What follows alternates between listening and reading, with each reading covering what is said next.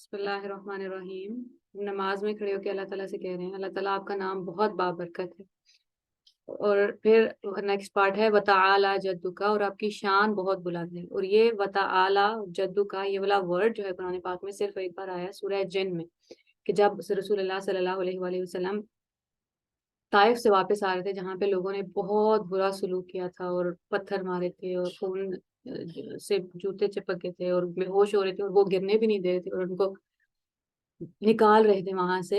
اور اس ٹائم پہ جب لوگ رسول اللہ صلی اللہ علیہ وسلم کی بات نہیں سن رہے تھے اور پوری طرح ڈی موٹیویٹ ہو رہے تھے، تو کہ اللہ تعالیٰ کو بار بار آ کے انہیں بھی دلاسا دینا پڑتا تھا کہ آپ کو یہ پریشانی آپ کی جان لے لے گی ہے، آپ اتنا پریشان نہ ہو۔ اور پھر اس موقع پہ رسول صلی اللہ علیہ وسلم واپسی پہ جس پہاڑ میں کھڑے ہو کے یا جس جگہ پہ کوئی باغ تھا وہاں پہ کھڑے ہو کے رسول صلی اللہ علیہ وسلم نے جب وہ دعا کی تھی اللہ تعالیٰ سے کہ اللہ میں آپ سے وسائل کی کمی، بہت لمبی دعا ہے، مجھے صرف یہ والے ورڈ یاد آئے گی کہ میں آپ سے وسائل کی کمی کا شکوہ کرتا ہوں، اور آپ نے مجھے کن کے حوالے کر دیا ہے کہ یہ جو چاہے میرے ساتھ کریں۔ اور پھر جب آپ پریشان ہوتے ہیں یا چھوٹی چھوٹی چیزوں کے لیے کہ اچھا کبھی آپ کو پرنٹر نہیں مل رہا یا آپ کے پیپرز مہنگے ہو گئے ہیں، یا یہ والی چیز اللہ تعالیٰ میرے پاس تو نہیں ہے، یا میرے پاس اپنا یہ بھی نہیں ہے، میں کیسے کام کروں؟ پھر آپ دیکھتے ہیں کہ سارے پیغمبروں کو اللہ تعالیٰ چاہتے تو لوگوں کا آرگیومنٹ ہی یہی تھا ان کے خلاف کہ طائف میں دو بڑے بڑے لیڈرز ہیں اور اتنے امیر امیر لوگ ہیں اور اتنے بڑے انفلوئنسرز اور سیلیبریٹیز ہیں، ان کو کیوں نہیں پیغمبر بنا دیا اللہ تعالیٰ نے؟ ہم تو ان کی بات پہلے ہی سنتے ہیں، آپ کی بات کیوں سنیں گے؟ تو وہ تب جب لوگ بات سن ہی نہیں رہے تھے، اور پھر اللہ جنہوں نے کوئی جن گزر رہے تھے وہاں سے رسول صلی اللہ علیہ وسلم قرآن پاک پڑھ رہے تھے، انہوں نے قرآن پاک سنا، اور پھر جا کے جب وہ اپنے لوگوں کو اپنے جب جنوں کے گروپس میں گئے اور انہوں نے بات کی کہ ہم نے ایک قرآن سنا ہے اور بہت عجیب قرآن ہے، اور وہ پوری کانورسیشن ہے سورہ جن کے اندر، تو وہی بات لنک ہو جاتی ہے پچھلی بات سے وتبارک اسمک کا، کہ ہم کہہ رہے تھے کہ خیر کسی کام میں کتنی ہے ہمیں اس کا اندازہ ہی نہیں ہوتا۔ ہم کھانا بنا رہے ہیں تو ہمیں لگ رہا ہے کہ اچھا میں تو دنیا کا کام کر رہا ہوں، نہیں، آپ بسم اللہ پڑھ کے کام کر رہے ہیں یا آپ کی نیت اچھی ہے تو پھر یا تو اللہ تعالیٰ اس کام میں بھی خیر دے دیں گے۔ اس کھانے سے لوگوں کے اندر طاقت آ رہی ہے، اس کی وجہ سے وہ نماز پڑھ پا رہے ہیں، اس کی وجہ سے وہ اچھے کام دنیا پہ کر پا رہے ہیں، تو وہ ساری خیر آپ کے اس چھوٹے سے ایکٹ کی وجہ سے، جو آپ گھر کا کام کر رہے ہیں، جو کوئی جاب کر رہے ہیں، جو مرد باہر جا کے کما کے لا رہے ہیں اور ان کو لگ رہا ہے کہ اچھا میری ایک جاب کہنے کو نان اسلامک ہے کہ میں کوئی، یا پھر بچے جب پڑھ رہے ہوتے ہیں تو وہ کہتے ہیں کہ ہم تو اسلام نہیں پڑھ رہے، نہیں، وہ پوری دنیا اللہ تعالیٰ نہیں بنائی ہے، دنیا میں جتنے بھی کام ہیں وہ اللہ تعالیٰ تک ہی لے کے جا سکتے ہیں، بس ہم اگر غلط راستہ نہ اختیار کریں تو وہ سارے سارے کاموں میں خیر ہے اور سارے کاموں میں ایسی ایسی برکت ہے کہ ہمیں اس کا اندازہ ہی نہیں۔ تو وتعالی جدک، اللہ تعالیٰ آپ کی شان بہت بلند ہے، ولا الہ غیرک، آپ کے سوا کوئی الہ نہیں ہے۔ دو طرح کی باتیں ہو سکتی ہیں، ولا الہن غیرک، جیسے ولا خوف علیہم قرآن پاک میں بولا جاتا ہے کہ ان پہ خوف نہیں ہوگا، اس کا مطلب یہ نہیں ہے کہ بالکل ہی خوف نہیں ہوگا، کہ ایسا نہیں ہے کہ قیامت والے دن کچھ لوگ بس ہنس رہے ہوں گے اور کھیل رہے ہوں گے، خوف ہوگا، باقیوں کی طرح خوف زدہ نہیں ہوگی، ان پر خوف نہیں ہوگا، یعنی کہ ان کے اوپر کوئی خطرہ نہیں ہے، کوئی ڈینجر میں نہیں ہے، وہ خدا نہ خواستہ انہیں جہنم کا خطرہ نہیں ہے، اللہ تعالیٰ کے غصے کا خطرہ نہیں ہے، لیکن کچھ نہ کچھ خوف ہوگا، ایسا نہیں ہے کہ وہ بہت ہی ریلیکس ہے، تھوڑا ڈرے ہوئے تو ہوگا، ہر انسان ہی ہوگا۔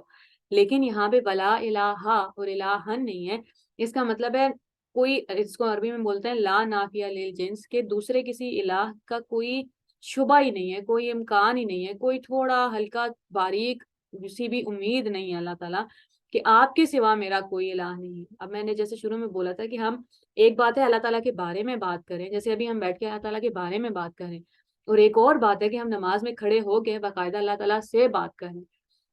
تو پھر اللہ تعالیٰ سے ہم کیا کہہ رہے ہیں؟ یہ والے سارے سوال اب آہستہ آہستہ ہمارے دماغوں میں آنے شروع ہونے چاہیے کہ اچھا ہم ابھی، میں نے بھی ساری زندگی سورہ ثنا کا، اس کا پہلے پارٹ کا ترجمہ پڑھا ہوا ہے، لیکن ترجمہ آپ کو سمجھ نہیں آتا کہ اچھا آپ کیا کہہ رہے ہیں، جب تک آپ کے پاس اپنے پاس سوال نہیں ہوں گے اور کوئی آپ کے اوپر بمباری بھی کر دے آ کے نالج کی اور لفظوں کی، تو وہ سمجھ نہیں آئے گی بات۔ اب ضروری یہ ہے کہ ہم سب سوچنا شروع کریں کہ اچھا میں ماشاء اللہ بول رہا ہوں، ماشاء اللہ کا مطلب کیا ہوتا ہے؟ ماشاء اللہ وٹ ایور اللہ ولز، تو وہ آپ اچھی چیز کے لیے بھی بول سکتے ہیں اور بری چیز کے لیے بھی بول سکتے ہیں۔ آپ کو جاب نہیں ملتی اور پھر آپ کہتے ہیں ماشاء اللہ جیسے اللہ کی مرضی، کہ اللہ تعالیٰ بس میں نے مان لی ہے بات، تو مطلب پتہ ہونا ضروری ہے۔ ایک بار پھر لاسٹ میں ہم اس کا پورا ترجمہ ایک ساتھ کرتے ہیں اور پھر انشاءاللہ کل سورہ فاتحہ اور پھر اس کے آگے کنٹینیو کریں گے۔ نماز میں کھڑے ہو کے ہم سب سے پہلے کہتے ہیں اللہ اکبر، اللہ تعالیٰ آپ کی ذات سب سے بڑی ہے، آپ کی ذات پاک ہے، اللہ تعالیٰ آپ کی شکر اور تعریف کے ساتھ میں آپ کی تسبیح کرتا ہوں، اور آپ کا نام بہت بابرکت ہے اور آپ کی شان بہت بلند ہے، آپ کے سوا کوئی الہ نہیں۔ الہ کے مطلب یاد ہے؟ کوئی ایک بھی کچھ تو کوئی ایک مطلب یاد ہو. اس لیے ضروری ہے نا کہ اگر آپ کو نہیں یاد تو باقی سب کو بھی بھول گیا ہوگا. کیا مطلب ویسے کچھ تھوڑا سا یاد ہو کہ اچھا جب ہم اشہد اللہ الہ میں پڑھا تھا کہ الہ کا کیا مطلب ہے؟ نہیں یاد؟ الہ کا مطلب ہے والہانہ محبت جس سے آپ کو ہو. ہم اللہ تعالیٰ سے نماز میں کھڑے ہو کے کہہ رہے ہیں اللہ تعالیٰ آپ کے سوا کوئی نہیں ہے جس کے پاس میں مصیبت میں، پریشانی میں، درد میں، خوشی میں دوڑتا ہوا چلا جاؤں اور سامنے مجھے دروازے کھلے ہوئے ملیں گے. بہت بار ایسا ہوتا ہے کہ آپ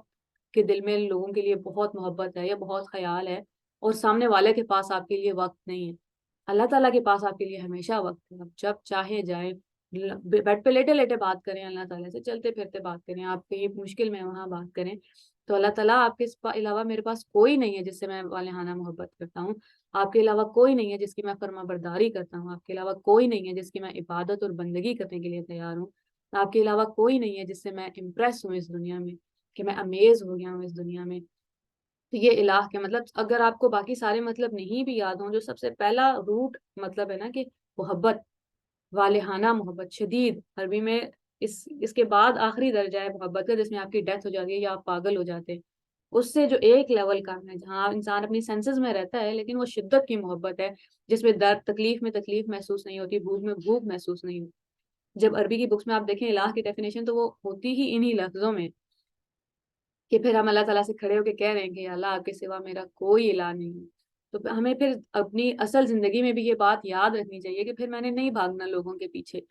کہ اگر نہیں بھاگنا جاب کے لیے، اٹینشن کے لیے، اچھا کوئی میری بات سن لے، نہیں آپ کو ضرورت ہی نہیں ہے. آپ اویلیبل ہوں لوگوں کے لیے لیکن پھر ہمیں لوگوں کے پیچھے بھاگنے کی. اللہ تعالیٰ جو ہے نا جب آپ اللہ تعالیٰ کے پاس آ جاتے ہیں تو اللہ تعالیٰ آپ کی سیلف رسپیکٹ بہت اچھے سے پروٹیکٹ کر لیتے.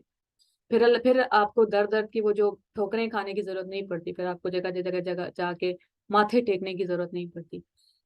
تو اللہ کرے کہ ہم سب کے اندر یہ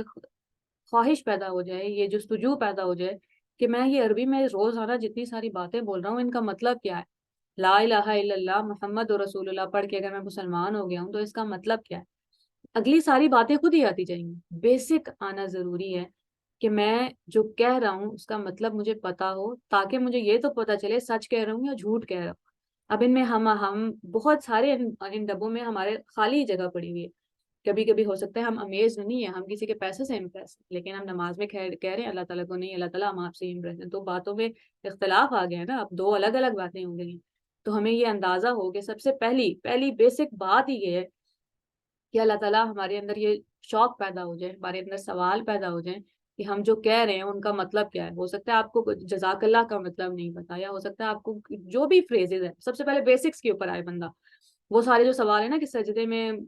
ٹخنے کس طرف رکھنے ہیں اور جرابیں کس طرف ہونی ہیں اور داڑھی کتنے انچ کی ہونی چاہیے، وہ بہت بات کی بات. پہلے ہم اپنا ایمان تو پکا کر لیں نا. بنیاد کیسے ڈالی جاتی ہے؟ بنیاد اب آپ کو نظر نہیں آ رہی ہے ہم جس کمرے میں بھی بیٹھے ہوئے ہیں اس کی بھی. تو ہمارے اگر ایمان میں اندر کوئی بنیاد میں کوئی چیز نہیں ہوگی تو اس کے اوپر پھر آپ ایک اینٹ بھی کھڑی نہیں کر سکتے، پھر آپ بلڈنگ کھڑے ہونے کی کیا بات کرتے ہیں. تو ایمان تب مضبوط ہوگا جب ہمارے اندر سوال ہوں گے اور پھر ان سوالوں کے جواب ملیں گے تب دماغ میں رہے گا. اگر کسی نے، وہی میں شروع میں بات کری تھی نا کہ اگر کسی نے آگے آپ کے اوپر پوری کتاب بھی انڈیل دی ہے تو آپ کے پاس اگر اس کی جستجو نہیں تھی. بہت پیاری اگزامپل میں نے کافی عرصے پہلے سنی تھی کہ اگر کسی کو پیاس نہیں ہے تو سمندر کے پاس کھڑے ہو کے بھی اس کو فائدہ نہیں ہوگا. جو پیاسا ہے وہی وہاں سے فائدہ لے سکے گا، وہی اس کو استعمال کر سکے گا کیونکہ اس کو پیاس ہے. تو اللہ کرے کہ ہمارے اندر وہ پیاس آ جائے کہ اللہ مجھے آپ کی کتاب سمجھنی ہے، مجھے آپ کے لفظ سمجھنے ہیں، مجھے آپ سے بات کرنی ہے. میں روز آ کے آپ سے کیا کہہ رہا ہوں مجھے پتا ہونا چاہیے اللہ تعالیٰ. اور پھر اس جستجو میں اللہ تعالیٰ آپ کو ایسی کتابوں سے انٹروڈیوس کراتے ہیں، ایسے لوگوں سے انٹروڈیوس کراتے ہیں، ایسی ویڈیوز آپ کے سامنے آ جاتی ہیں کہ آپ کو پھر پتہ چلتا ہے نہیں اللہ تعالیٰ نے آپ کے لیے ہی بھیجے ہیں، یہ آپ کے سوال کا جواب ہے. تو اللہ کرے کہ ہم سب کے اندر یہ جستجو پیدا ہو جائے کہ ہم جو کہہ رہے ہیں وہ کیا کہہ رہے ہیں، اس کا مطلب کیا ہے. اور پھر ہماری جو کہنے کی باتیں ہیں اور جو عمل کی باتیں ہیں وہ ایک ایک لائن میں الائن ہو جائیں. آمین یا رب العالمین.